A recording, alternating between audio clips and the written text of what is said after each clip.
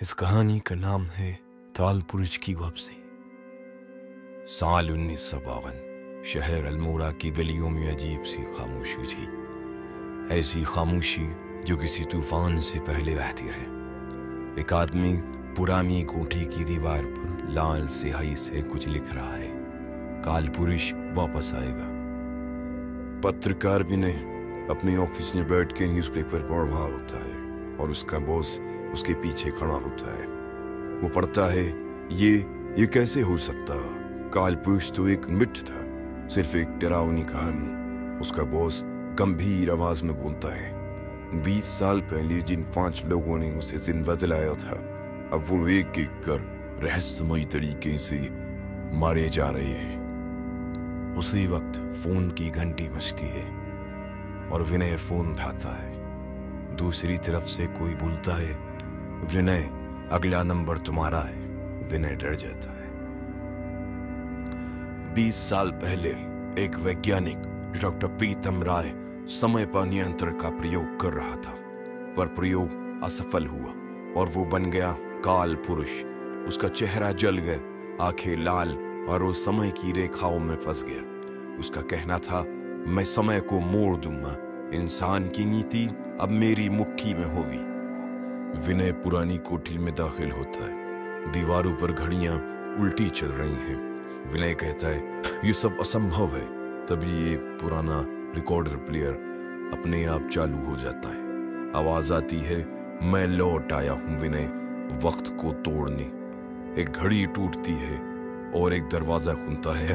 अंदर अंधेरा होता है। तभी पुलिस इंस्पेक्टर मोहन की एंट्री होती है। मोहन, हमने इस पागल को 20 साल पहले जिंदा जला दिया था। ये सब उसका कोई चेला कर रहा है।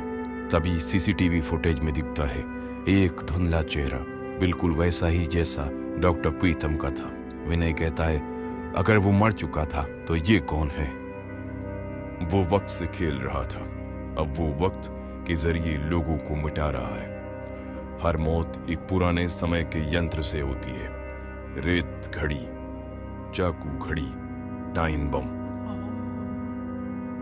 विनय और मोहन सच्चाई का पता लगाने की कोशिश करते हैं। विनय को एक डायरी मिलती है जो डॉक्टर प्रीतम की होती है। डॉक्टर प्रीतम ने अपनी डायरी में एक समय क्लोन बनाया था जो अब पूर्ण रूप से जाग चुका है।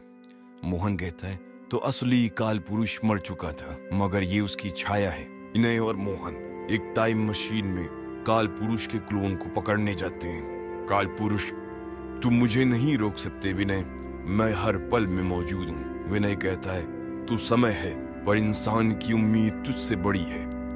मोहन टाइम मशीन में विस्फोटक लगाता है। मोहन कहता है, या तो तू बचेगा या समय।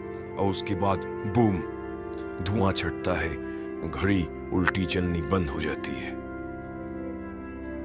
कुछ दिन बाद एक छोटी बच्ची स्कूल में टाइम प्रोजेक्ट बना रही होती है। टीचर कहती है, बहुत सुंदर मॉडल बनाया है तुमने, ये क्या है? बच्ची मुस्कुराकर जवाब देती है, ये काल पुरुष की नई मशीन है। समय कभी मरता नहीं, सिर्फ रूप बदलता है। इस कहानी की सीख है, वक्त से जो खेलता है वो एक दिन वक्त का शिकार बन जाता है।